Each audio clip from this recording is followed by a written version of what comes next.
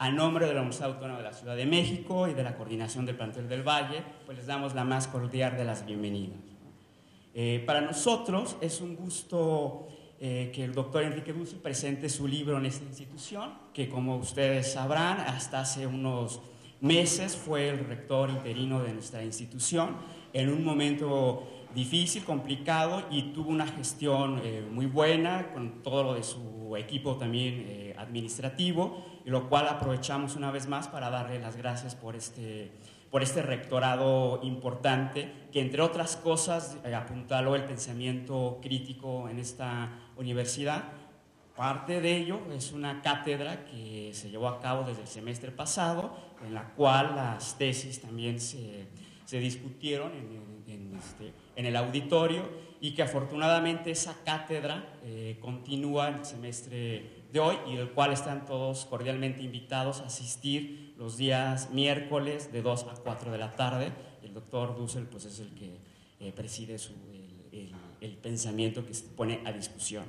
Y eso es por una parte. Por otra, también a nosotros como institución nos da mucho gusto presentar al doctor Enrique Dussel, porque consideramos sin lugar a dudas que es uno de los pensadores más importantes de la actualidad, que sienta las bases de pensamiento crítico para el siglo XXI, ¿no? O sea, no es menor cosa, lo cual nos da mucho gusto, y para nosotros es un honor que se presente el libro en esta institución y particularmente en este plantel, ¿no? Donde ha dado sus cátedras.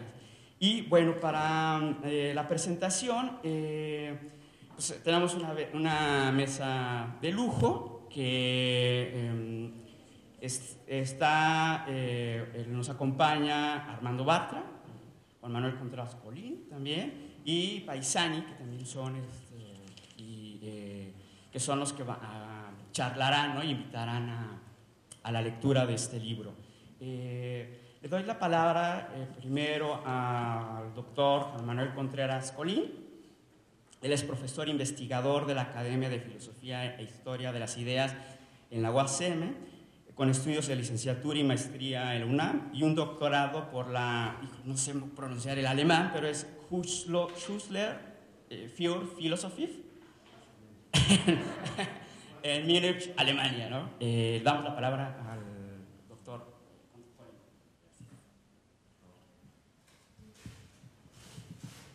Bueno, ya diste tu primer paso, pero ahora te vamos a mandar al náhuatl, doctor Bartra, para que practique primero el náhuatl y luego el alemán napo. No, agradezco yo la invitación por parte de Siglo XXI para la presentación de este texto.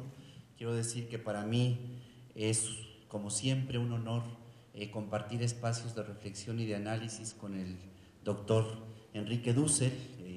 Muchos años desde mi formación en el primer semestre de la licenciatura de Filosofía, aunque tengo que confesarlo, desde antes de entrar a la UNAM yo ya había leído al profesor Enrique Dussel en otra formación universitaria que tuve.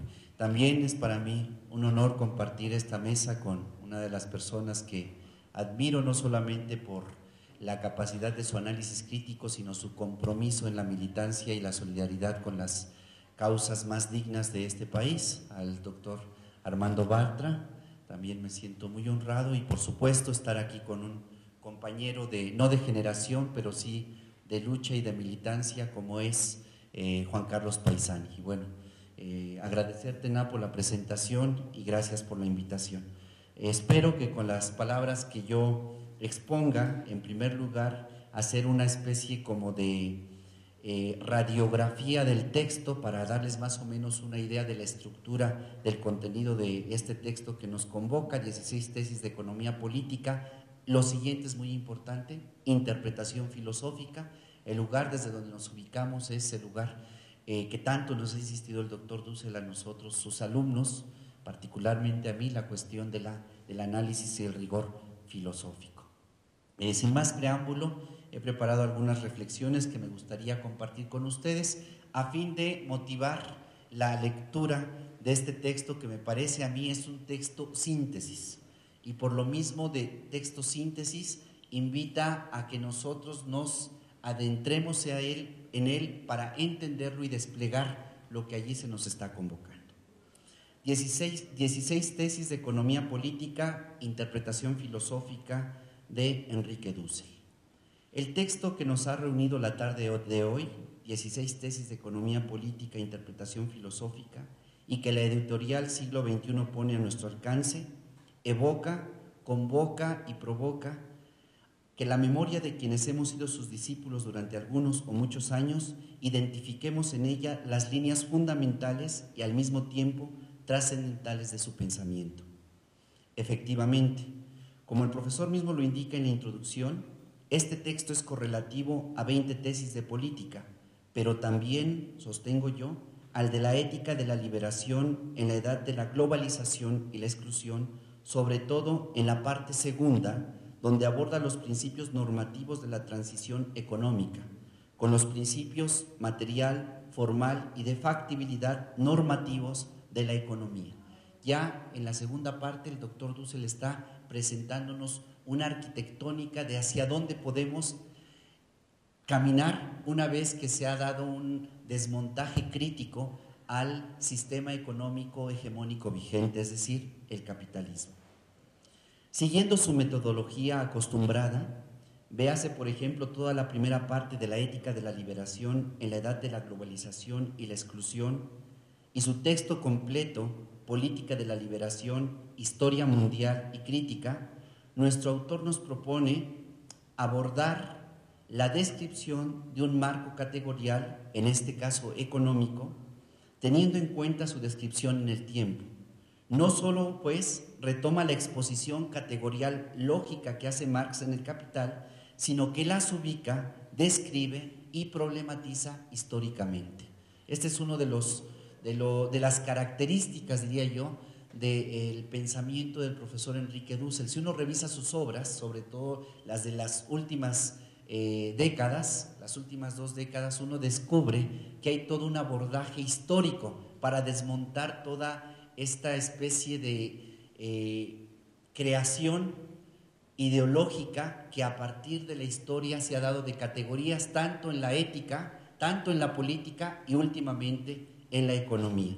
Lo que hace entonces es primero hacer un desmontaje crítico de todos los sistemas éticos, políticos y en este caso económicos, para una vez mostrar el encubrimiento ideológico que tienen, mostrar la inconsistencia teórica que padecen, pasar al segundo momento que es la arquitectónica. Efectivamente, siguiendo los pasos del más grande de los maestros de la sospecha, Carlos Marx, desplegando sus visionarias intuiciones y yendo más allá de él en sus limitaciones eurocéntricas, nuestro autor, con plena conciencia de su locus enunciationis como locus liberationis, propone algunos enunciados, nos dice él, filosófico-económicos, con la finalidad de incidir y orientar voluntades en los actuales debates teóricos y prácticos que disciernen la posibilidad de otro mundo. Al igual que en su carta a los indignados y sus 20 tesis de política, los destinatarios, no únicos, pero sí privilegiados de este texto de 16 tesis de economía política, interpretación filosófica, son los jóvenes. Las razones sobre esa decisión sobran, creo yo. Los jóvenes son una mezcla de potencialidad y actualidad apasionante. Cuando creen en algo se entregan generosamente y son por naturaleza insatisfacción de lo vigente. Son los únicos realistas, diría alguien por ahí, que se atreven a tomar el cielo por asalto. Y también, como dice nuestro autor, cito al doctor Dussel, porque son los que se inician en las tareas económicas, tanto en la vida productiva como en la reflexión teórica acerca de ellas. Fin de la cita. Sería interesante saber, tengo esa inquietud yo, sería interesante saber si la forma de presentar esos enunciados como tesis solo responde a que son breves propuestas categoriales que forman un marco teórico que permite pensar temas y problemas concretos. O, aquí la pregunta, hacen eco también a las 11 breves notas filosóficas, tesis, que escribió Marx en 1845 criticando al joven filósofo post-hegeliano Ludwig Feuerbach. El texto tiene la originalidad de vincular, cruzar, diría el autor, el campo político y el campo económico más allá de los reduccionismos economicistas de la izquierda tradicional y del politicismo del liberalismo hegemónico, mostrando así la mutua codeterminación en espiral de las categorías económicas y políticas, cruce que se puede, desde luego, efectuar con otros campos o sistemas prácticos de la vida cotidiana y que tendríamos que hacer para explicar la complejidad de la realidad de la cual formamos parte. La arquitectónica del texto está organizada en 3 grandes bloques, a saber, una introducción histórica sistemática, tesis de la 1 a la 4, una primera parte titulada Crítica al sistema capitalista, tesis de la 5 a la 11, y una segunda parte donde se exponen los principios normativos de la transición económica o la propuesta arquitectónica o crítica de nuestro autor, tesis de la 12 a la 16. De allí el título de 16 tesis de economía política. En la introducción histórica sistemática, hemos dicho más arriba, de la mano de Marx, nuestro autor define las tesis críticas fundamentales que desmontarán el marco categorial de la esencia de la economía capitalista vigente. La primera parte no solo es la descripción de las categorías de la economía política de Marx, valor, plusvalor, capital, etc., sino, como dijimos arriba, son presentadas en su génesis y arquitectónica histórica. Se sitúa desde un determinado lugar. La segunda parte, a manera de lineamientos muy generales, pero por lo mismo no con falta de rigor, sino todo lo contrario, revisemos la ética de la liberación con sus principios crítico material, crítico formal y principio liberación. La segunda parte, a manera de lineamientos generales, propone nuestro autor alternativas al capitalismo hegemónico vigente, mediante criterios y principios normativos que ayudarán a configurar un sistema económico transcapitalista, nos dice. Esta es, pues, una economía de la vida. Así podríamos definir lo que nuestro autor pretende fundamentar y justificar argumentativamente, es decir, filosóficamente. Con este texto interpelante, en estos tiempos donde el sistema hegemónico capitalista, cínicamente y sin rubor alguno, pregona, no hay más ruta económica que la nuestra. A este texto, que recomiendo ampliamente, le responde a esa afirmación. No solo otro mundo es posible, otros mundos ya son y están siendo pensados filosóficamente. Muchas gracias.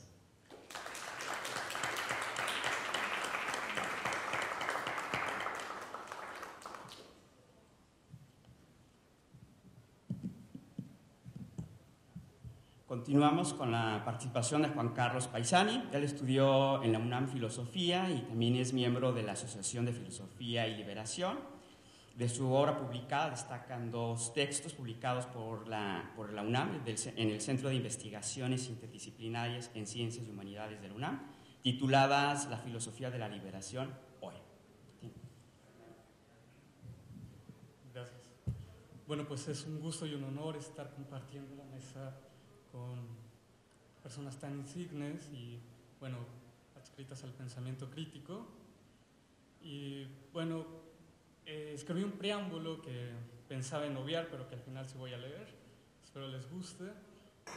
En una entrevista realizada a Giorgio Agamben, publicada en el Ragusa News, un diario italiano, el 16 de agosto del 2012, cuyo título ha sido traducido al castellano como Dios no murió, se transformó en dinero, el filósofo italiano realiza una reflexión en un tono que quisiera abarcar, diríamos hegelianamente hablando, el espíritu de la época.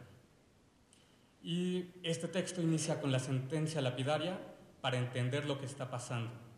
Esta breve reflexión, a la que daremos lectura a continuación, es particularmente diáfana en la medida en la que avisora la generalidad de la contextura teórica desde la cual la filosofía tendría que estar pensando esta época histórica.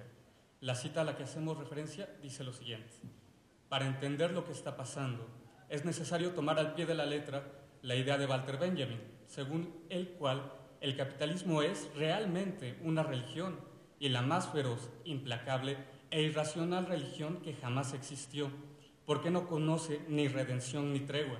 Ella celebra un culto ininterrupto, cuya liturgia es el trabajo y cuyo objeto es el dinero. Dios no murió, se tornó dinero. El banco, con sus funcionarios grises y especialistas, asumió el lugar de la iglesia y de sus sacerdotes y, gobernando el crédito, incluso el crédito de los estados que dócilmente abdicaron de su soberanía, manipula y administra la fe, la escasa, incierta confianza que nuestro tiempo todavía trae consigo. Además de eso, al hecho de que el capitalismo sea hoy una religión, nada lo muestra mejor que el título de un gran diario nacional italiano de hace unos días atrás: salvar el euro a cualquier precio. Así es, salvar es un término religioso, pero ¿qué significa a cualquier precio? ¿Hasta el precio de sacrificar vidas humanas? Solo en una perspectiva religiosa, o mejor pseudo-religiosa, pueden ser hechas afirmaciones tan evidentemente absurdas. Se cierra la cita de Agamben. Cuando llegó a mis manos esta aguda crítica a la economía política que blande Agamben, inspirado por el materialismo mesiánico de Walter Benjamin, y que constituye el núcleo reflexivo de sus últimas obras, particularmente El Reino y la Gloria, caí en la cuenta de que esta estructura crítica ya me parecía familiar. En un texto de Enrique Dussel titulado La crítica de la religión en el pensamiento de Marx, publicado en la revista Isegoría el 10 de noviembre de 1994, el autor dice lo siguiente, se abre la cita: en efecto, Marx no dirá que Dios ha muerto, muy por el contrario, el capital es un Dios bien vivo y que exige víctimas humanas, y ante la gigantesca deuda, interés que se paga al norte, del sur, hoy pareciera más actual que nunca este texto de Marx que sostiene que Dios, el fetiche, vive de la vida de los pobres del mundo. Aquí el autor trae a cuenta una cita de Marx: la total cosificación, inversión y el absurdo es el capital como capital, que rinde interés compuesto y aparece como un Moloch reclamando el mundo entero como víctima ofrecida en sacrificio en sus altares. Se cierra la cita de Marx y continúa Dussel. En este texto tenemos de cuerpo entero al Marx que expresa una crítica religiosa metafórica de la economía capitalista, una metáfora cuasi teológica, como mejor se quiera. Se cierra la cita del autor.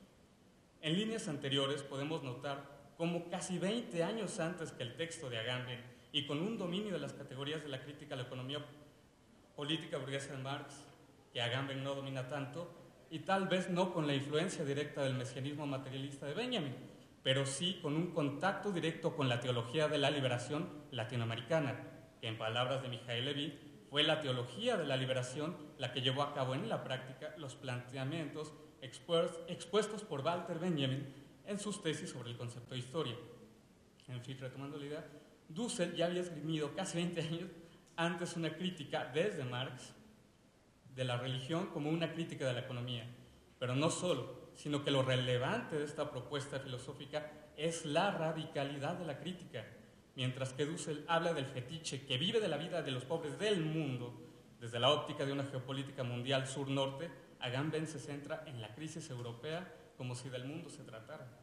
Traemos a cuenta pues este preámbulo que pareciera, que ilustra más bien que lo más vanguardista del pensamiento filosófico europeo contemporáneo se encuentra realmente más bien a la saga del pensamiento crítico formulado en América Latina. De tal manera, y ya entrando en el libro, de tal manera que estas 16 tesis de economía política que hoy estamos presentando no solo son el resultado de un trabajo de años de lectura con microscopio, diría el autor, de la obra de Marx, sino que se trata de una interpretación filosófica que regresa a Marx sin las mediaciones ideológicas del altuserianismo o del marxismo estándar y conduce la crítica a las categorías de la economía política burguesa de Marx más allá de Marx, pero sin deturparla. Esta obra, pues, es en sí un material inusual en virtud de la trabada articulación y compenetración entre las categorías filosóficas y económicas.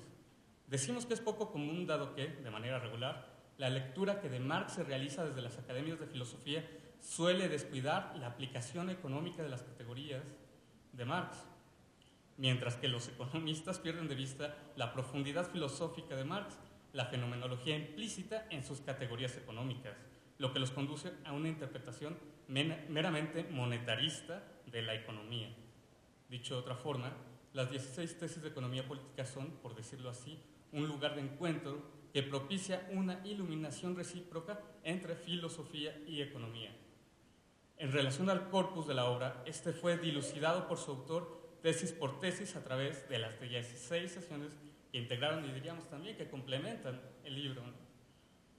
En la Cátedra del Pensamiento Crítico, impartida aquí en la UACM, de tal forma que se divide en dos grandes ejes temáticos, precedidos por una introducción histórico-sistemática. La primera sección está enfocada a la elucidación crítica de las categorías fundamentales que soportan y vertebran el sistema capitalista vigente. La segunda hace alusión a los criterios y principios normativos que deberían considerarse al momento de meditar en las alternativas a la modernidad capitalista imperante. La introducción histórico-sistemática mencionada antes, a diferencia de la exposición de Marx, la cual era eminentemente lógica, sirve de base para explicitar los principios y los fundamentos que constituyen el fenómeno de lo económico mediante un marco categorial histórico mundial, a diferencia del marxismo estándar, cuyo marco histórico es tradicionalmente eurocéntrico, y de la ideología liberal, que simplemente omite la consustancial historicidad del ser humano y la sustituye por la naturalización del individualismo metafísico. Esta arquitectónica histórico-categorial es importante en la medida en que permite arrojar luz a la función histórica que desempeñaron las colonias, la cara oculta de la modernidad en la constitución del actual sistema mundo capitalista. Cito al doctor Dussel: el origen del capitalismo y del colonialismo son simultáneos, ya que la acumulación originaria tiene su fuente preponderante en la extracción de riqueza colonial. Se cierra la cita. El capitalismo, en su etapa mercantil, nace a la par, o de manera simultánea, digamos así, o más bien a causa de la explotación y exterminio de las culturas originarias de América. Por lo demás, el núcleo reflexivo de esta obra se configura como una crítica al sistema capitalista que, consecuentemente, pasa por una recuperación crítica de la filosofía de Marx. Siguiendo lo anterior y de acuerdo con Dussel, la duda que mantiene en vilo toda la investigación teórica de Marx y que cristaliza en el Capital es cómo explicar la pobreza del creador mismo del valor del capital. Es este trasfondo ético y material, indica Dussel, el trabajo vivo como punto de partida de la crítica, el que permanece subyaciendo a lo largo de la crítica de las categorías de la economía política burguesa que Marx esgrime y desde el cual, por ejemplo, es posible descubrir el elemento velado que en el plano de lo superficial y fenoménico se manifiesta simplemente como ganancia. Abrimos cita. La ganancia es el aparecer como fenómeno de su fundamento oculto en el nivel de la producción, el plusvalor. Ese plusvalor es, en definitiva, trabajo vivo, objetivado, impago. Es la categoría esencial, secreta y oculta del capital. Se cierra la cita. El fetichismo de la economía burguesa moderna consiste justamente en apelar al valor del dinero o del mercado sin referencia a su fuente originaria, el trabajo vivo. Dice Dussel, la medida última del valor y de la economía es la dignidad del sujeto corporal viviente, que trabaja, trabajo vivo. Y todas las categorías económicas se construirán desde este punto de partida radical. El sistema económico capitalista es, pues, la transubstanciación de vida humana concreta en valor de cambio abstracto, la objetivación de trabajo vivo que bajo la forma de valor transita a través de todas las determinaciones que componen las esferas de la circulación del capital, industrial, comercial y financiera. En este contexto, adquiere sentido la sentencia que resume, de acuerdo con el autor de la filosofía de la liberación, el fundamento ontológico del capitalismo, se abre la cita, la esencia del capital es valor que transita por todas las determinaciones. Es decir, la respuesta a ¿qué es el capital? Se responde, es el movimiento del valor que permanece creciendo. Se cierra la cita. Volviendo a la pregunta inicial y tras haber descubierto el núcleo del sistema capitalista, Marx sintetiza su respuesta de por qué el generador de la riqueza es pobre, sintetiza su respuesta a través de la Ley General de la Acumulación Capitalista. Se abre en la cita de Marx. Esta ley determina una acumulación de capital proporcionada a la acumulación de miseria. La acumulación de riqueza en un polo es al propio tiempo, pues, acumulación de miseria, tormentos de trabajo, esclavitud, ignorancia, embrutecimiento y degradación en el polo opuesto. De manera análoga a la pregunta formulada por Marx, Dussel se interroga: ¿y por qué Latinoamérica es pobre? E indica que la misma forma en la que la ley general de la acumulación capitalista existe la relación existente entre la acumulación de riqueza proporcionada a la acumulación de miseria en el plano del World System, del sistema mundo de Wallerstein, y en virtud de la natural transferencia de valor producida por la competencia entre capitales, tanto nacionales como internacionales, los países desarrollados del centro, con mejor composición orgánica, con mejor tecnología, sustraen plusvalor a través de una competencia a todas luces desigual en el mercado global de los países subdesarrollados. El ocultamiento de esta relación de explotación de los países centrales a los periféricos produce un vacío teórico que impide visualizar con todos sus matices los fenómenos políticos y sociales que a nivel mundial se están produciendo en todas las latitudes del planeta. En suma, estas tesis de economía política constituyen un invaluable material para advertir los fenómenos políticos y económicos que a nivel global están moldeando la fisonomía global,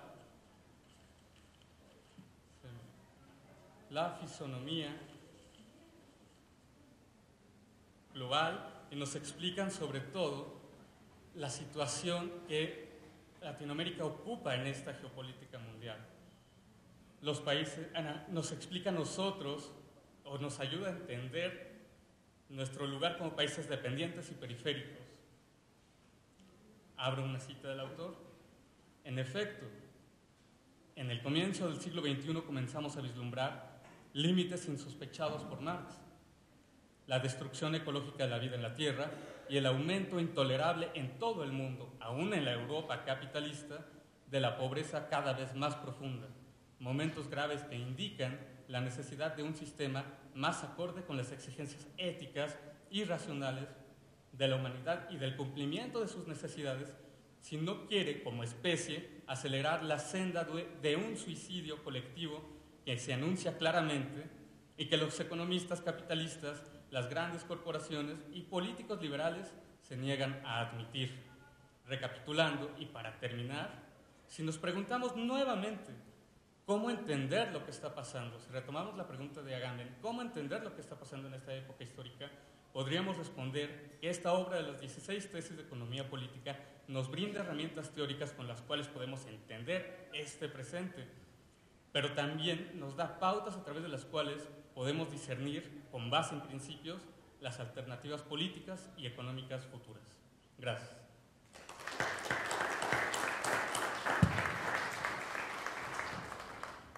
Varias preguntas que se soltaban aquí, ¿no? O sea, como de por qué somos pobres los países latinoamericanos, y bueno, es digno de ser pensado y estudiado, y sin lugar a dudas nos invita a leer estas tesis, ¿no? Entre otras cosas, ¿no? Muchas gracias. Y bueno, ahora damos la palabra ni más ni menos que Armando Bartra.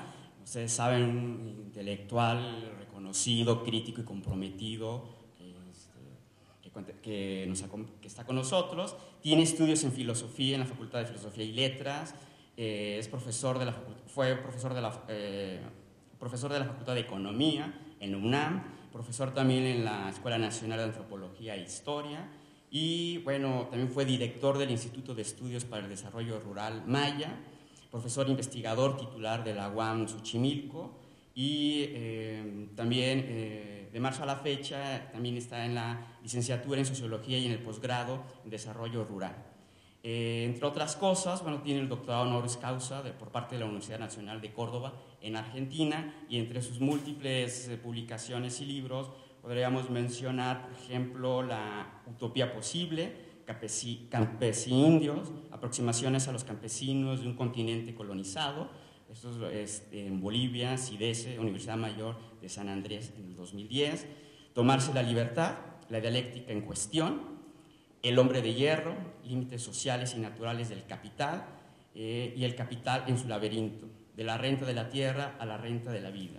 Muy bien, pues adelante. Bueno, agradezco la invitación, la posibilidad de estar aquí una vez más en la UACM, una universidad en la que todavía no he dado clases, pero espero que me quede vida para que en mi largo recorrido por las instituciones de educación superior me toque estar aquí. Me daría mucho gusto y estar una vez más con Enrique, al que envidio profundamente, no solo por el contenido de lo que escribe, sino por la cantidad de cosas que produce, y cada una de ellas resulta sustancial, resulta una provocación intelectual. Entonces, pues mi admiración por la creatividad intelectual de un escritor, de un pensador, de una persona comprometida, con la que tengo una enorme cantidad de coincidencias de todo tipo. Y voy a también yo leer para tratar de sujetarme a un tiempo bastante limitado y dar la posibilidad, aparte de que Enrique reaccione a lo que digamos o hayamos dicho nosotros, de que los aquí presentes también opinen.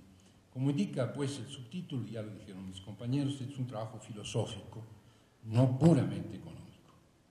Sin duda Enrique maneja con envidiable soltura la crítica de la economía política, tal como la formula Marx en El Capital y en otros textos. Ha leído los textos de Marx en borradores como pocas personas que yo conozca, y sin embargo en este libro el abordaje es filosófico sin dejar de ser económico, y esto es algo que yo quisiera fortalecer. Ya no se trata, como se ha vuelto habitual en algunos marxistas light, de un regreso a las preocupaciones humanistas del joven Marx, por ejemplo, las registradas en compilaciones como los manuscritos económico-filosóficos de 1844, y no porque sean despreciables las preocupaciones, sino porque es una manera muy jodida de darle esquinazo a un libro difícil de leer como es El Capital, y ya no digamos las notas y los Grundrisse. Entonces la gente se va al Marx filosófico con tal de evadir la problemática del Marx, diríamos, crítico de la economía política. No es el caso, en absoluto no es el caso de Enrique, y esto es algo loable. Enrique retoma las preocupaciones ético-filosóficas siempre presentes en Marx, pero desde la atalaya del pensamiento marxista maduro, desde la perspectiva que proporciona la magna crítica sistémica que es El Capital. No se trata, creo, en el trabajo de Dussel y en otros también, pero en este en particular, cuyo tema es la reflexión crítica sobre la economía y la posibilidad de modos distintos de ser de la economía, no se trata de regresar al ambiente intelectual de los jóvenes hegelianos, sino de avanzar desprendiendo las implicaciones ontológicas de la crítica marxista de la economía política del capitalismo. No es regresar, pues, al Marx filósofo, presuntamente, sino partir del Marx, que ha hecho una crítica sustantiva al capital, al sistema capitalista, recuperando esta crítica en su sentido ontológico y ético. Correlato de sus tesis de política y destinados a ser cruzadas con ellas, nos va a sorprender, no sé si el mes que entra, en este año será. Bueno, no quisiera ejercer presiones, pero ahora ya no tiene responsabilidades al frente de este monstruo que es la UACM, entonces seguramente el tiempo le sobra. Pero bueno, hay una promesa de cruzar estas tesis de política que también son muy provocadoras con estas tesis 16 ahora de crítica de la economía política desde una perspectiva filosófica. Constituyen estas un discurso filosófico y crítico, una fenomenología, y uso términos que el propio Enrique emplea, en el sentido en que Hegel le da al término fenomenología consistente en mostrar lo que aparece más allá de la apariencia, en adentrarse en el fenómeno para ir más allá del fenómeno, en transitar de la contingencia a la necesidad, de aquello que se nos muestra como real, pero no racional, a mostrarnos la racionalidad subyacente, en un sentido muy fuerte en lo que hace Hegel en la fenomenología, que por lo demás tiene más de una relación profunda. Y para desarrollarlas, Enrique elige una arriesgada aproximación, ya ha sido mencionado esto, y ahora lo comentábamos ahí mientras estábamos esperando que se desalojara este espacio, no es pedrada a nadie, una aproximación, diría yo, a la vez lógico, estructural e histórica. Y es arriesgada la opción, y es discutible la opción, y para mí resultó desquiciante intelectualmente enfrentarme a un esfuerzo muy logrado de intentar este doble acercamiento. Se trata de darle seguimiento al movimiento de los conceptos relacionados con la producción y la distribución, vamos del valor de uso, valor de cambio, etc. Desde su origen simple hasta su articulación compleja, un curso lógico que para Enrique es paralelo a la saga histórica de los sistemas económicos y modos de producción. Un tránsito que va también de lo simple a lo complejo, en cierto modo de lo inferior a lo superior, tema sobre el que volveré más tarde. Es decir, esta articulación de conceptos simples a conceptos complejos, de conceptos abstractos, vacíos todavía, o primitivos a conceptos más construidos, con más determinaciones, en el sentido de Hegel como lo concreto pensado como múltiples determinaciones, y esto a la vez como un proceso histórico que va de formaciones simples a formaciones complejas, de formas primitivas a formas más estructuradas, es decir, de algún modo de lo inferior a lo superior. El tema son los sistemas económicos históricamente reales, mostrados en su racionalidad, como hubiera querido Hegel, pero a la vez en su irracionalidad, en su contradicción, en su injusticia, en su maldad, y uso términos morales o éticos porque así debe de ser, como lo exigía Marx. Se trata de mostrar la historia en su razón y en su sin razón.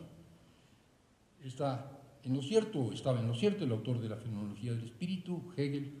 Todo lo real es racional, pero también es verdad que todo lo real deviene irracional. Se torna moralmente insoportable, se torna felizmente perecedero. Y todo esto lo pone Enrique no al servicio del conocer, sino en el abono del ser dolorido, escarnecido, desgarrado, que es la humanidad del tercer milenio, y particularmente nuestra humanidad, la humanidad de los orilleros, de los periféricos, de los que habitamos este y otros continentes. Porque las nuevas tesis y en general todo el trabajo intelectual de Enrique está en función de la acción emancipatoria, está en función de la praxis liberadora. Y está también al servicio de la utopía, porque como leemos desde el comienzo mismo, la hipótesis de trabajo, una de las hipótesis de trabajo de este libro, pero quizás la más generosa, es una apuesta ético-política, es decir, otro mundo económico es posible, nos dice Enrique, y nos va a explicar en la última parte de las 16 tesis cómo es que esto es así. El recorrido es extenso, no voy a intentar, ni sería posible reconstruirlo en breves comentarios. Basta decir que la primera parte expone, ya se dijo aquí, la crítica del sistema capitalista, no solo en su modelo universal o forma general, sino también en modalidades más recientes, lo que incluye una discusión muy sustanciosa sobre las teorías del imperialismo y de la dependencia, desde la perspectiva nuestra, es decir, desde la perspectiva de la periferia, una discusión retomada recientemente por gentes como David Harvey, también marxista, hace ya algunos años, medio siglo casi, Samir Amin, que abordaba ya esta cuestión de la transferencia de valor, o en México, en América Latina, otros economistas. Y finalmente, las 5 últimas tesis se ocupan de lo que Enrique llama principios normativos, ya se dijo aquí, de la transición económica, y en ella se discute la posibilidad de un nuevo orden económico equivalencial, basado en la reciprocidad, un orden inédito que vaya más allá del capitalismo y también, y hay que decirlo aquí, más allá del socialismo real del siglo XX, es decir, más allá de los paradigmas de la modernidad, de los dos grandes paradigmas de la modernidad. Para terminar, y esto a mí me satisface porque es un tema que a mí me inquieta profundamente, y supongo yo que esto quizás Enrique lo escribió después, un apéndice que es una reflexión sobre la tecnología, en la que también, y por fortuna, se apoya en Marx, en las reflexiones de Marx sobre la tecnología, que a mí también me resultan inquietantes. La riqueza temática del libro es pues enorme y muchas de sus tesis provocarán y espero que provoquen pertinente polémica. De lo que se trata es de discutir estos conceptos y no simplemente de asumirlos. En lo que a mí respecta, y como siempre me pasa con Enrique, tengo con este nuevo texto numerosísimos acuerdos y además encuentros, es que leímos lo mismo y lo leímos igual. Estábamos comentando hace poco que pocos hablan de subsunción material para relacionarla con la subsunción formal y la subsunción real o integral. Enrique sí lo hace y yo también lo hago, y me da mucho gusto encontrarme con Enrique y decir, hombre, qué bien que tú dices eso, porque así no me siento solo. Pero también encuentro otras cosas que a mí no me resultan tan convincentes como le resultan a él, y voy a exponerlas para ir terminando esto. Entre los elementos más inquietantes es uno de carácter filosófico, y se me presenta desde las primeras líneas de la introducción, donde Enrique anuncia su intención de hacer, y cito comillas, al mismo tiempo una exposición histórica y lógica. Digo, ah, caramba, Marx no pudo. ¿Se podrá? No solo si Enrique puede o no puede. Si se pudiera, yo creo que Enrique puede. No estoy seguro de que se pueda, y esta es mi preocupación y voy a exponerla. Propuesta en la que encuentro ecos del planteamiento epistemológico de Marx, no está en el Capital esto así, en algunos borradores, incluidos en los llamados Grundrisse, planteos marxianos que hoy a mí me despiertan dudas. Por lo tanto, si tengo una diferencia con Enrique, la tengo con Marx. Entonces, me estoy colocando en una situación un poquito incómoda y peligrosa, pero bueno, Marx ya no va a contestarme, Enrique seguramente sí.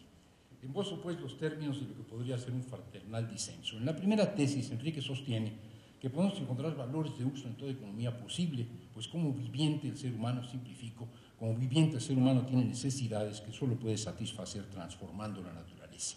Así el consumo aparece como negación primera de la cosa en sí, como subjetivación fundacional. Son palabras que no son las de Enrique, pero creo que no estoy traicionando el espíritu. Así el consumo, digo, aparece pues como una primera, como una originaria subjetivación. El punto de partida de la tesis, que es muy semejante al de Hegel en la fenomenología del espíritu, si uno revisa texto un clásico que empieza con la certeza sensible, y a veces uno dice es que estoy leyendo al Hegel de la certeza sensible. En una operación análoga, Hegel en la certeza sensible explica la transformación de los objetos en cosas en sí para nosotros, es decir, en valores de uso. La diferencia está en que para Hegel este es un eslabón de un momento necesario de una totalidad que solo aparece desde la atalaya del saber absoluto, en el que Hegel piensa que finalmente estamos situados, él y todos nosotros. Y entonces este es un momento de una totalidad del espíritu en su desenvolvimiento, un eslabón de una cadena.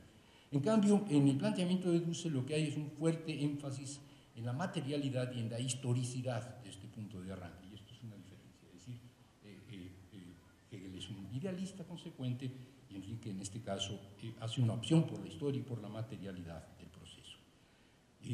Esto resulta evidente cuando sostiene que en principio no hay un yo, ese yo cartesiano, etcétera, sino que hay un nosotros, es decir, la comunidad. Está desde el principio, está desde la primera tesis, está en la segunda tesis. Es decir, parte de la colectividad, de un nosotros, de una socialidad originaria, no de una sociedad pacto social construida, como piensan los liberales, los clásicos y los nuevos, etc. Tanto en la tesis primera como en la segunda, como en la tercera, Enrique ubica su disquisición en los orígenes de la historia humana. Dice textualmente, estamos históricamente en un momento primero, lo que hace evidente que para Enrique el fundamento ontológico es a la vez origen histórico. De modo que la comprensión de la complejidad de los mundos de vida del presente puede alcanzarse avanzando progresivamente a partir de las formas simples, que son a la vez los mundos de vida primitivos, y a la inversa, desde el mundo de vida del presente y su comprensión, como lo hace Marx, puede uno retroceder hacia los mundos de vida anteriores y comprenderlos por cuanto en el capitalismo está su clave, o en el esqueleto del hombre está la clave del esqueleto del mono y no al revés. Pero esta dialéctica que va de lo simple a lo complejo, del mono al hombre, de las sociedades primitivas a las sociedades más desarrolladas, es un proceso, es una relación paralela a la que va de los conceptos simples y abstractos a los conceptos concretos. Y esto es algo que él trata de hacer con conceptos que tienen que ver con la economía política, que tienen que ver con el desmontaje de este sistema que es el capitalista. Este recorrido, a la vez ascendente y descendente, es el que discute Marx en algunos de sus borradores.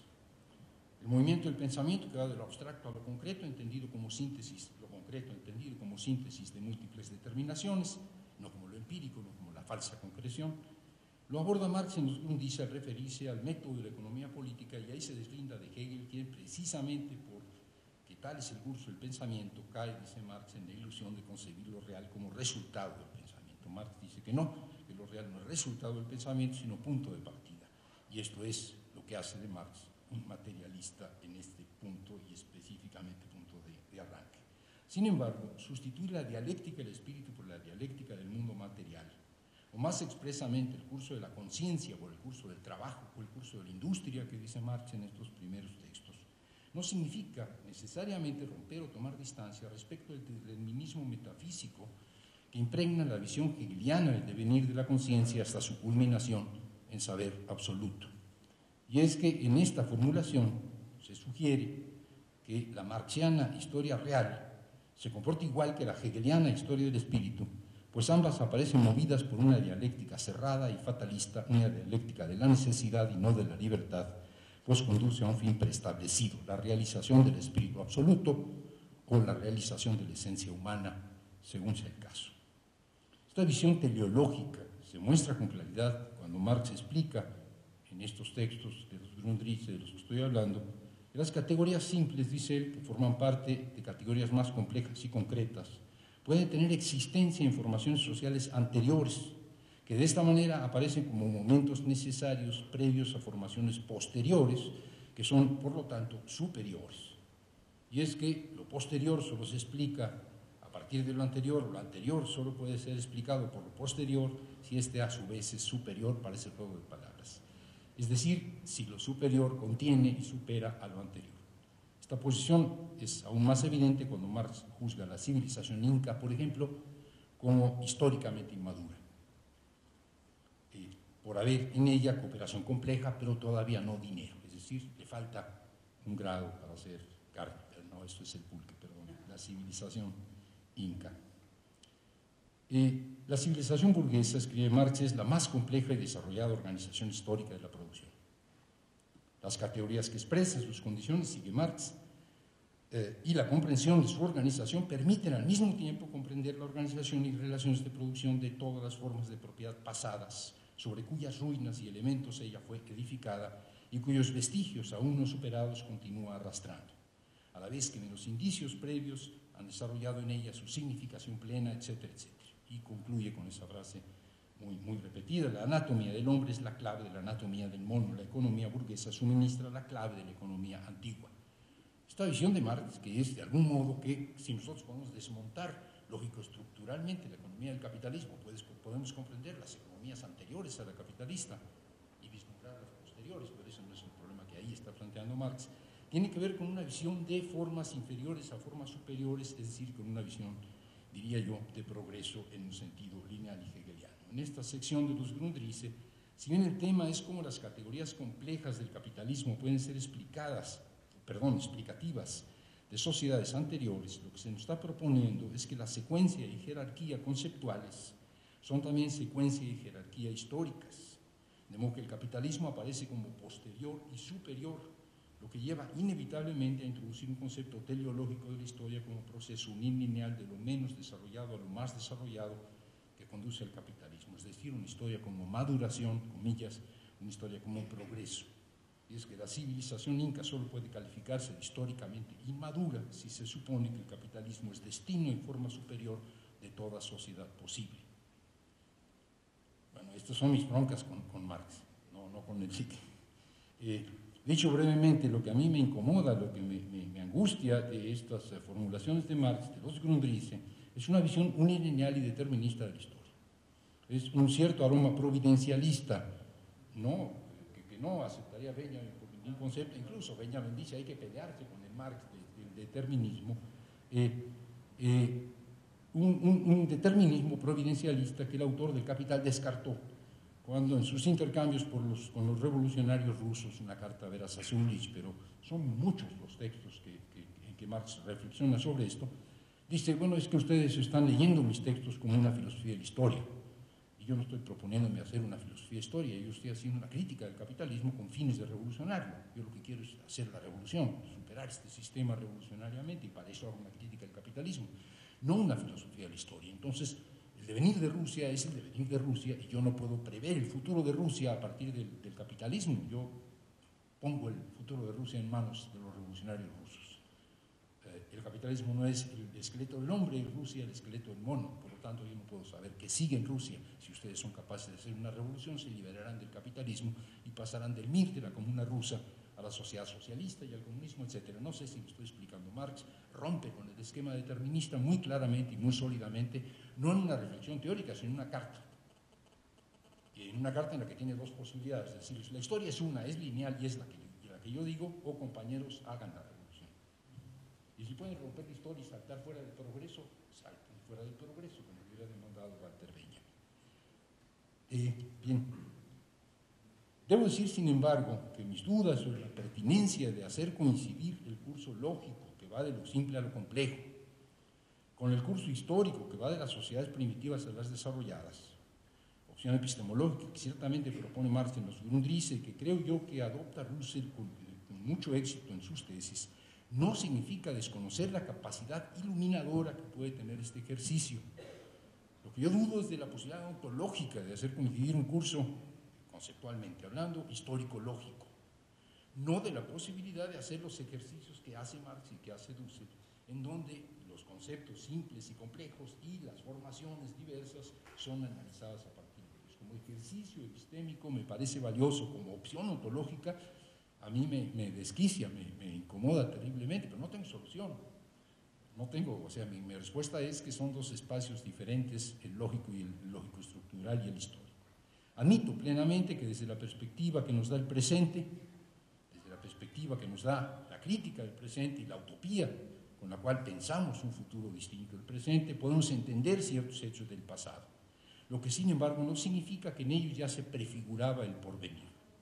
O, recuperando la metáfora de Marx, sin duda la comprensión del esqueleto del hombre nos facilita la comprensión del esqueleto del mono, lo que no significa que el mono estuviera predestinado a convertirse en hombre. En fin, por ahí va mi angustia existencial.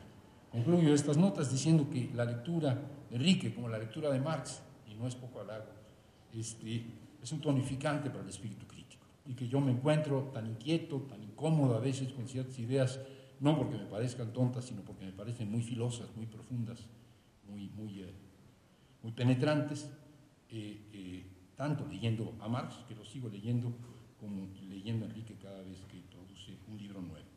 Y esta capacidad de tonificar el espíritu y de inquietar es algo que no puedo decir de muchos autores, quizás de Agamben sí, ya fue mencionado aquí, pero no muchos más.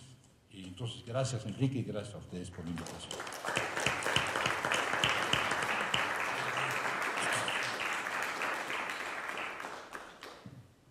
Bueno, agradezco a los tres ponentes porque no es frecuente que se escriban los textos y eso supone que se han pensado y sin desmedro de mis dos colegas más jóvenes, pues una gran satisfacción de tener a Armando Bartra con nosotros. Pero he visto que justamente los tres han visto el mismo tema de fondo, porque han indicado el problema histórico y sincrónico del análisis. Voy a situarlo. Proudhon, en la filosofía de la miseria, habla de la historia de las categorías económicas. Y Marx, en la miseria de la filosofía, le hace una gran crítica a Proudhon. Dice, no es asunto de hablar de la historia, hay que descubrir la lógica. Entonces, miren, Marx, que es tan historiador, materialista histórico, sin embargo, habla en favor de mostrar la lógica de las categorías. Y el libro que conmueve la historia universal, llamado El Capital, es un análisis lógico, sincrónico de las categorías, sin ningún análisis histórico, solo uno, cuando habla de la acumulación originaria y habla un poquito del sistema precapitalista, de cómo los siervos salen y se transforman en masas de pobres que se incorporan a las ciudades europeas. Casi esa es la única historia que hace en todo El Capital. Entonces alguien diría, ¿cómo? Si Marx habla tanto de la importancia del materialismo histórico y su libro es puramente lógico. Debo decir que Sandra Kunz, una profesora hoy del Colegio de México, hizo su tesis de maestría sobre este tema, así que lo pude trabajar con ella y lo tengo muy claro. Yo justamente, y como se ha indicado, intenté en este libro hacer una visión sincrónica del capital, pero al mismo tiempo diacrónica, o es decir, histórica. Y Armando, con toda la razón, me dice, eso me suena a eurocentrismo unilineal, de un sentido del progreso que Walter Benjamin critica, y yo estoy completamente de acuerdo. Y entonces, ¿de qué se trata? Estaba leyendo un texto semita, que no es científico, sino más bien literario, que dice: el que no paga justo salario derrama sangre. 2 siglos antes del comienzo de la era común. Y habla, miren de qué manera: el que no paga el justo salario derrama sangre. Eso es el plusvalor. Desde que existe dinero y se usa para pagar un salario, el que paga el salario lo paga ¿por qué? Porque va a sacar de eso una ventaja. Y eso se llama plusvalor. Pero desde el capital, no, desde que hay salario. Pero no es el plusvalor del capitalismo.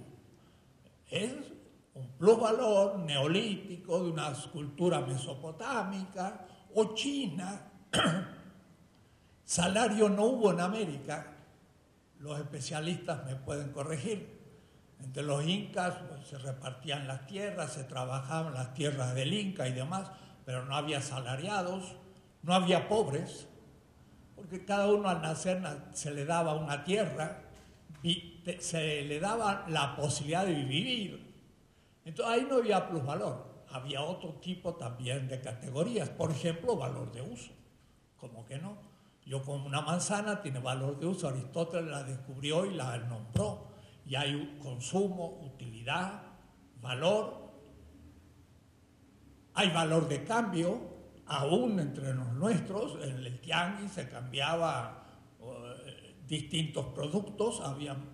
Pero entonces lo que yo quise indicar, de que todas esas categorías que habla Marx no existen solo en el capitalismo. Son, como él dice, el dinero es una categoría antidiluviana. El valor de uso, el plan, son antidiluvianos. Más, el capital es antidiluviano.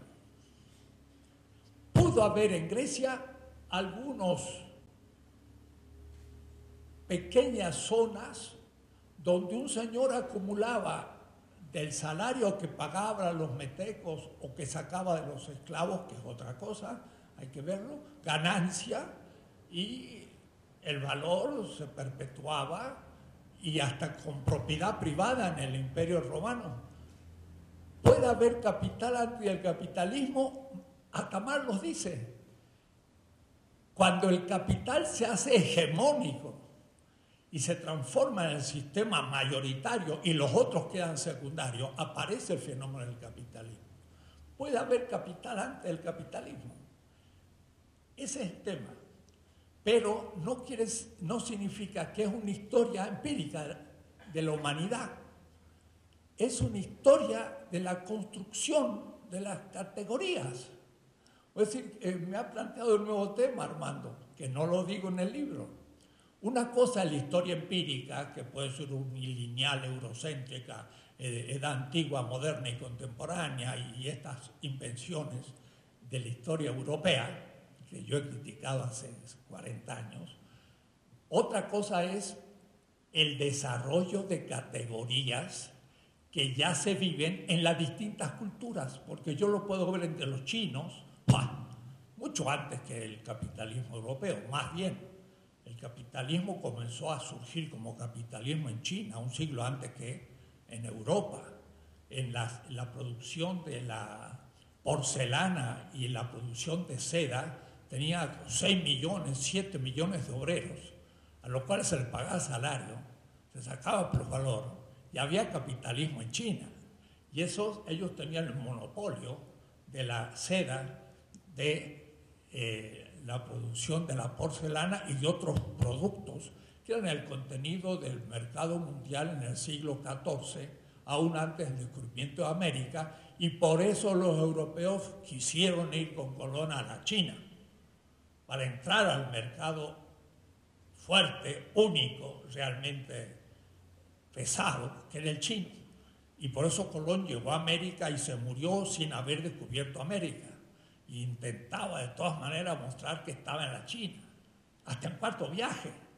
Fantástico, llegó a Panamá, le dijeron en el mar, Estamos a 10 días de navegación del Ganges. Creía que era una península allá por Indochina. Pues sí, Colón murió tosudo en haber llegado a la China por el Atlántico. No descubrió América. China era fuerte y fue capitalista antes que Europa. Entonces, estoy de acuerdo. No es una historia empírica, sino es una historia categorial. Más no lo hizo. ¿Por qué no lo hizo? Bueno, porque quiso primero descubrir, yo pienso, la lógica de la sincronía del capital existente. Y hacer una historia de las categorías es ya un lujo posterior, que se la puede dar un intelectual, como yo, que me pongo a pensar de que hay categorías muy viejas, como digo, valor de uso y valor de cambio es de Aristóteles, primer libro de la política, y Marx lo sabe y lo cita en griego, y los ejemplos que da de intercambio los pone en griego, porque ha leído a Aristóteles. O es decir, Aristóteles hizo el primer libro de economía, pero griega, con esclavos, y claro, el salario era algo muy secundario, ni de ninguna manera hegemónico, y lo anotó como de paso. Entonces, admito la crítica, porque habría que distinguir entre una historia empírica y una historia de la construcción de las categorías. Entonces, así como Marx dijo, el dinero es antidiluviano, lo es el valor de uso, el valor de cambio y hasta el plusvalor y todo. Y sin embargo, no es el capitalismo, porque el asunto es que esto se llega a ejercer como un sistema hegemónico, donde los otros empiezan a ser secundarios. Eso como para empezar el diálogo y aceptar el asunto que ya propone una corrección que acepto, y en la próxima edición le haré una nota diciendo Armando Bartra me dijo esto y tuve que corregir.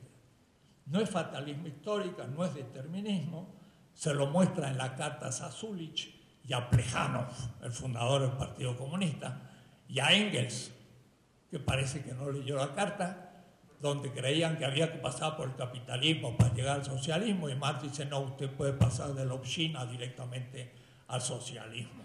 O decir que no era tan marxista Marx, sino que era algo que pensaba las cosas. Esa carta la escribió 5 veces y la estudió como meses y se empezó a meter en una visión justamente, claro, posterior al capital,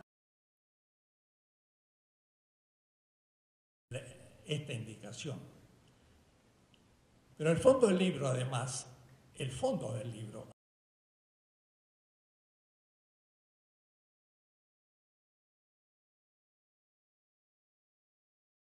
sistematicidad, la dependencia. Miren, en 1975, en un gran congreso de sociología en Quito, se dijo, la teoría de dependencia es burguesa y no es marxista, y se liquidó, se fue superada. Agustín Cueva dijo algo tremendo en aquel congreso. En el marxismo no hay lugar teórico para la teoría de dependencia. Y por eso cito el texto de Agustín Cueva, que lo pongo con S de paso, hay que sacar la S en la segunda edición. Es Cueva y no Cuevas, como yo pensé. Bueno, a veces uno actúa de memoria y se cometen errores. Sí, señor, en la teoría de dependencia tiene un lugar teórico fundamental en la visión de Marx. Es en la doctrina de la competencia, pero el marxismo estudió muy poco posteriormente la teoría de la competencia. Se la negó, en la Unión Soviética no había competencia porque era burguesa, pero Marx indicaba que existe la competencia y hay que conservarla, lo que pasa es que hay que regularla. Y la competencia es de un capital consigo mismo, esto es un concepto fuerte, como el atleta que se entrena y lucha consigo mismo para hacer un tiempo antes de correr y se mira a ver si ha corrido los 100 metros en 10 segundos solo. El capital también compite consigo mismo, con otro capital, con otra rama o ramo, y entre naciones. ¡Au! Entonces, en el marco del mercado mundial, la competencia del capital global nacional, cuidado, es una categoría de Marx, capital global nacional, con una composición media orgánica del capital nacional, es de Marx, pero no se la trabaja, compite con otro, y en esa competencia el más desarrollado, sí, usa la palabra Entwicklung, desarrollo, y algunos decían, no, la teoría del desarrollo es burguesa, claro, era burguesa como la enunciaban, pero no la palabra. La palabra es hegeliana. El concepto se desarrolla para llegar a ser idea, y eso es un concepto metafísico. Y Marx lo toma en Entwicklung. El capital está más desarrollado cuando tiene mayor composición orgánica. El tema de la tecnología, que yo lo pongo en el apéndice, porque es un tema fundamental, mal planteado por Althusser, es un asco, y por la mayoría de los marxistas, que como decía muy bien Armando, no saben bien distinguir entre la subsunción material de la tecnología en el proceso concreto de producción de la producción formal de plusvalor. Nuestras indígenas, cuando se le daba algodón y se le daba comida, mejor dicho, no se le daba algodón, se le daba lana. Y nosotros al dinero le llamamos lana. ¿Por qué será? Producían plusvalor formalmente, porque el señor que se lo apropiaba sacaba ganancia del trabajo de esa indígena en un obraje. Es decir, que había un modo solapsado, oculto de plusvalor, muy antiguo, bien. Es entonces la teoría de la dependencia, para mí, nunca la dejé. Teotonio dos Santos ha escrito de nuevo hace 4 años diciendo la teoría de dependencia era importante. Es más, es la esencia de la teoría de la globalización. La globalización es una pura apariencia, es el contexto de la explotación de ciertos países por otros. Sigue habiendo explotación de países menos desarrollados por los más desarrollados. Dicen que se globaliza el capital, falso. Componente esencial del capital es el trabajo y el salario. Y al salario y al trabajo se le pone fronteras, se le pone pasaporte, y que no me pase un pobre mexicano a Estados Unidos. No es globalizado el capital. ¿Por qué no pasa el trabajo de un país a otro? Porque no está globalizado el capital. Está globalizado el capital mercantil y financiero, pero no el capital productivo. Entonces yo muestro la lógica de las transnacionales a partir de la teoría de la dependencia, y digo, esto es fundamental, y lo olvidó el marxismo latinoamericano. Los grandes filósofos marxistas mexicanos ignoraron la teoría de la dependencia. Lo digo fuerte, mis colegas. Cuando yo llegué y planteé el tema, me miraron raro y dijeron, ¿de dónde viene este lunático? No se daban cuenta que el marxismo o se pensaba desde una colonia explotada como México, y entonces había que inventar justamente el desarrollo del concepto de transferencia de plusvalor de un capital global nacional a otro, que Marx lo planteó con todas las letras, de paso, en cantidad de textos, pero que nunca fue objeto de su observación, porque él apenas estuvo al nivel de capital global nacional y nunca llegó al capital global mundial. Era la 6ª parte de su proyecto. Ahí no llegó ni con 4 vidas, porque desarrolló la primera parte de 72. Entonces, ¿cómo va a llegar a eso? Pero entonces, esa es la clave de mi librito, la teoría de la dependencia, esta historia de los conceptos y no la historia empírica. Estoy de acuerdo, va a haber que corregirse. Y en los demás estoy muy de acuerdo con lo que se ha dicho. Debo decir que lo he escrito también para los estudiantes de filosofía, pero especialmente también los de ciencia económica, porque me ha tocado dar algunos seminarios y algunos me dicen, hacha, ahora entendí por fin que era valor o plusvalor en el doctorado de Ciencias Económicas dentro de la especialidad de Economía Política. Porque algunas cosas se dicen rápido, todos lo saben, pero no se ponen a pensar un poco más detalladamente. Entonces pensaba en los alumnos, maestría, doctorado de Ciencias Económicas, que ciertos conceptos fundamentales no se han detenido a pensarlos de a poco. Y otro tema, el final, es que no hay proyecto futuro más allá del capitalismo. Proyecto, digo, o es decir, no sabemos el sistema que surgirá.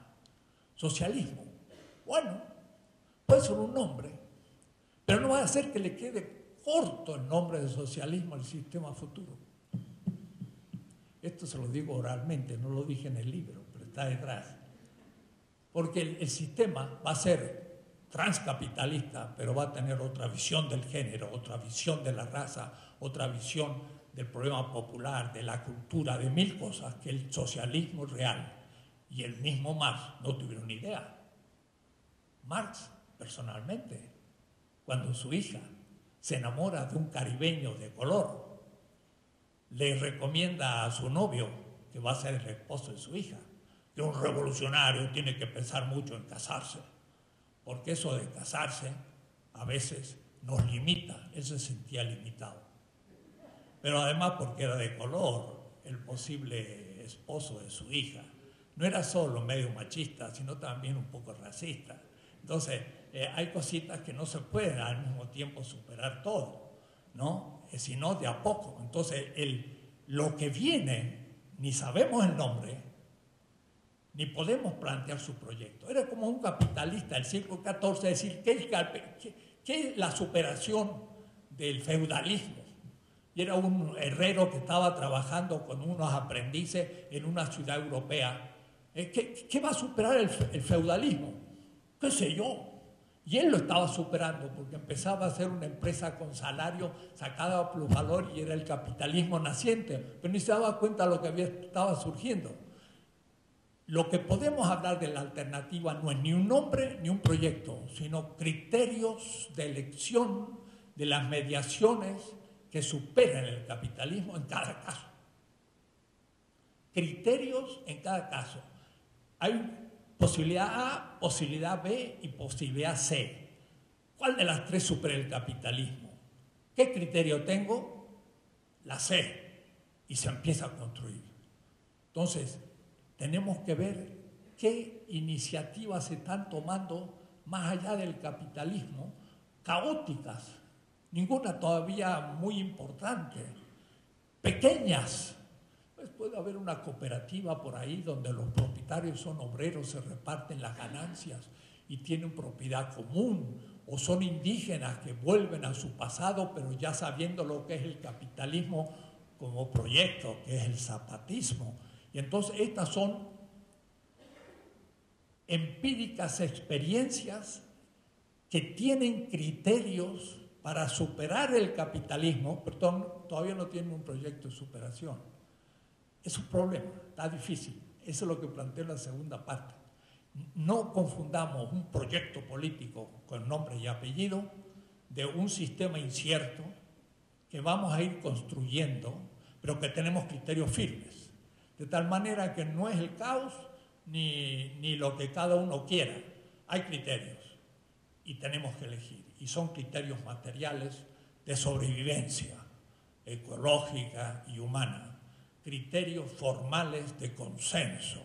Democracia en serio, no la liberal, que es la democracia de una minoría autoritaria con respecto a la mayoría, empezando por la democracia norteamericana, donde nunca el pueblo ha elegido un candidato, sino los candidatos que la élite de los partidos han propuesto, y ellos lo han confirmado. Entonces se cree que son demócratas y estamos viendo los fascistas que son, como Israel, donde el 70% de los niños están educados para pensar que los árabes son terroristas. O la diputada aquella que dijo, no hay que matar soldados, hay que matar las madres, porque paren serpientes. Lo dijo una diputada del sionista, que no sabe nada del judaísmo. el gran judaísmo, sino que es sionista. Por suerte Gaza la han dejado de bombardear. Ya no se pasará a las noticias, pero está destruida. Destruyeron Libia, ¡oh, cuántas bombas! Ya nadie habla, está destruida. Y Afganistán, destruida. E Irak, destruida. Y Siria, destruida. Pero ya no es noticia. Ese es el imperialismo del capital, que tenemos que superar. Entonces, esa segunda parte es difícil. ¿Cómo se construye un sistema transcapitalista hoy? Y se está construyendo. Y el próximo siglo, cuando se haya superado el capitalismo, o al otro más allá, se verán quienes hoy ya estaban construyendo ese sistema, que ni ellos tenían conciencia, pero tenían criterios. Esos criterios son los que yo indico. Y entonces, si sabemos cuáles son los criterios, ya estamos construyendo el sistema futuro, aunque no le pongamos nombre y todavía no podamos vislumbrarlos. Me costó mucho esa parte. Corrige mucho de lo que he hecho, porque siempre hablaba de un proyecto de liberación. No hay proyecto, hay criterios de la alternativa. Y después, la crítica no es solo del capitalismo, es de la modernidad. Mi amigo Bolívar Echeverría dice, vamos a tener un sistema no capitalista, pero moderno. Yo digo, no, vamos a tener un sistema no capitalista y no moderno eurocéntrico, sino a partir de todas las culturas de la tierra, más allá de la modernidad, no posmoderno, más allá de la modernidad, porque los posmodernos todavía son modernos, y son nietzscheanos, nihilistas nietzscheanos bien europeos los posmodernos. No, más allá de los posmodernos. La cosa es radical. Y ahí planteo muchas cosas difíciles. He logrado formular algunas, otras quizás ambiguas, como la historia y la lógica de las categorías, pero al comienzo de la discusión se comienza para mí a aclarar. Lo que intenté fue entonces una historia de los conceptos y categorías que culminan en el capital. Pero es una historia lógica, no es una historia empírica, que sería entonces el progresismo eurocéntrico, unilineal, que critica Walter Benjamin, con el que estoy completamente de acuerdo. Y esto de no hablar del futuro viene de Benjamin, porque dice el futuro no se puede adelantar. Pero entonces, ¿cómo hacemos para producir una alternativa? Podemos adelantar los criterios. Y esos criterios son universales y son implícitos en Marx. Termino. Marx era economista, pero era filósofo, y era buen filósofo. Además era solo doctor en filosofía, no en economía. Entonces yo lo que hago es desarrollar la filosofía implícita, o mejor, la filosofía inviscerada en sus categorías económicas del filósofo Marx, además del economista y además del historiador y muchas cosas. Marx funcionaba con categorías que pasaban de un campo a otro con gran facilidad. Insisto, me agradan mucho las indicaciones de los colegas y pues tendremos que seguir trabajando estos temas.